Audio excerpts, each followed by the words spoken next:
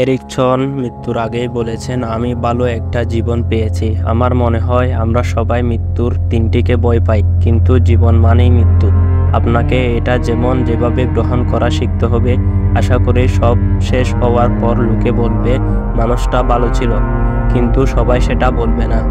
কদিন আগে এক প্রামাণ্যচিত্রে এভাবে বিদায়ী বার্তা দিয়েছিলেন ক্যান্সারে আক্রান্ত ইংল্যান্ডের সাবেক কোচ স্বেন গোরান এরিকসন। সেদিন তার বার্তায় হৃদয় ভেঙেছিল অনেকের, তবে সেই বিদায়ী বার্তার রেশ কাটার আগেই আজ সত্যি বিদায় নিলেন এরিকসন।